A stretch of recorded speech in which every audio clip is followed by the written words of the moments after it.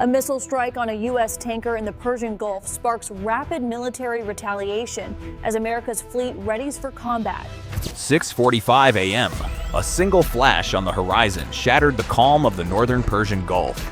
A U.S. tanker erupted in flames, struck by a salvo of Iranian missiles barely 12 nautical miles from Iraqi waters.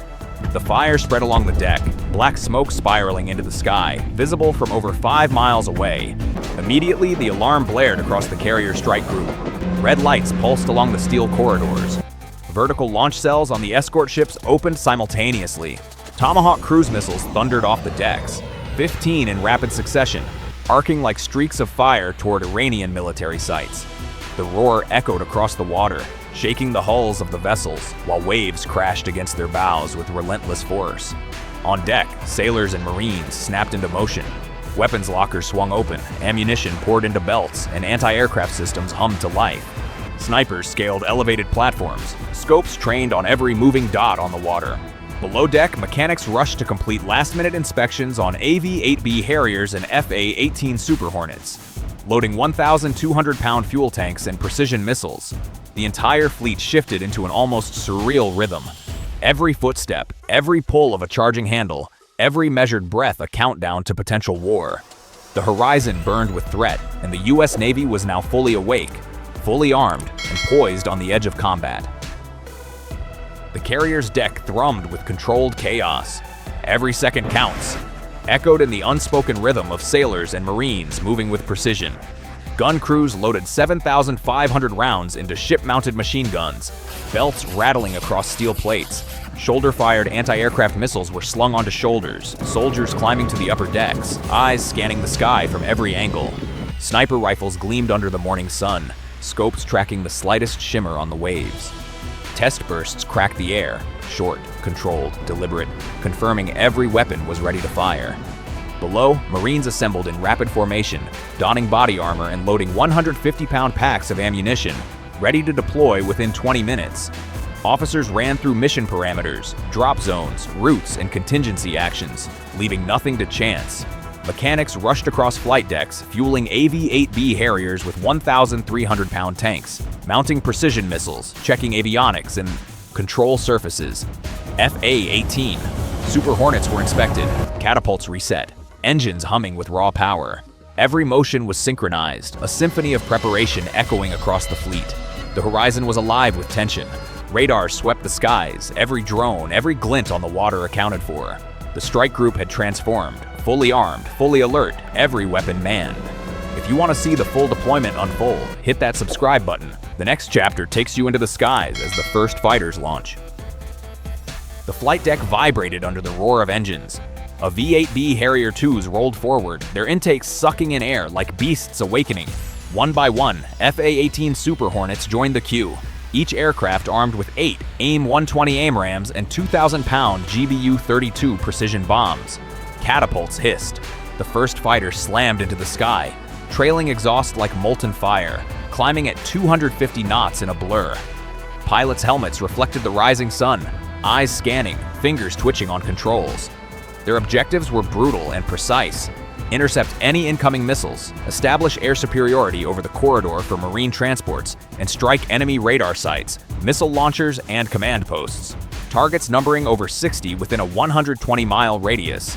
Below deck, mechanics worked furiously, topping off 1,400-pound fuel tanks on the next wave of Harriers. Flight controllers called out clearance. Launch sequence ready. The deck trembled as each Super Hornet accelerated down the catapult, taking off in rapid succession. One after another, they disappeared into the horizon, engines screaming, forming a lethal cordon of air dominance. Every radar blip was tracked, every target assigned. The carrier strike group had claimed the skies. Tension lingered like static electricity, the calm before inevitable engagement. Subscribe now to witness Marines' deployment in the next chapter. The real battle for control of the Middle East corridor begins. The rotors of the V-22 Ospreys sliced through the morning air, whipping waves into frothy spray below. Marines, fully armed with M27 rifles, body armor, and 180-pound combat packs, ascended the rear ramps in disciplined single files. The engines roared. rotors tilting forward, and each Osprey lifted off, hovering for a heartbeat before surging toward their assigned Allied bases over 400 miles away. Behind them, CH-53E transport helicopters followed, carrying a second wave of 120 Marines and 3 tons of additional ammunition and supplies. Door-mounted machine guns spun into position, gunners scanning the skies for UAVs or missiles, eyes sharp, fingers ready. Every helicopter maintained tight formation, moving through a corridor cleared by the FA-18 Super Hornets above. Below, carrier decks hummed with relentless activity. Anti-aircraft crews recalibrated systems, tested targeting on drones hovering just beyond radar range. Attack helicopters were armed, loaded with ammunition, and positioned for escort duty. The entire operation was a symphony of lethal precision, a choreography designed to ensure the Marines reached their staging areas unscathed. The horizon stretched endlessly, dotted with smoke trails and distant blips.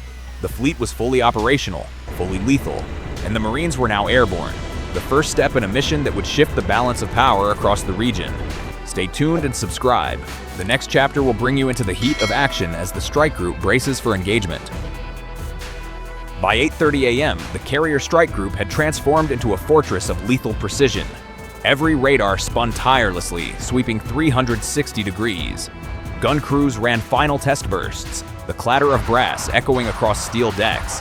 9,500 rounds fired in controlled sequences to confirm readiness. Anti-aircraft missile crews tracked phantom blips, calibrating for reaction times measured in milliseconds. Above, FA-18 Super Hornets carved arcs through the sky, 14 in constant patrol, missiles primed, guns hot. A V-8B Harriers darted between sectors, sensors scanning the horizon. Every aircraft's fuel tanks were topped, avionics double-checked, ordnance secured, a combined payload of over 50,000 pounds of precision munitions now under U.S. control. On the flight deck, Marines completed their final checks, rotating ammo belts, loading additional 200-pound packs, securing every harness. V-22 Ospreys and CH-53Es maintained tight formations, rotors slicing the air, escorted by attack. Helicopters bristling with door-mounted M240s and 1,000 rounds of ammunition each. Drones hovered on the perimeter, every gunnery system locked, ready to engage within seconds. Below, command officers monitored every signal, every blip, every vector. The tension was palpable, the calm before total engagement. The strike group had achieved maximum readiness. Every gun, every plane, every Marine was poised on the precipice. The horizon waited. The enemy waited. And somewhere beyond the waves, a single order would unleash the full force of America's power. Hit subscribe now to witness the full operational deployment and the unfolding aerial dominance. The battle for control has only just begun.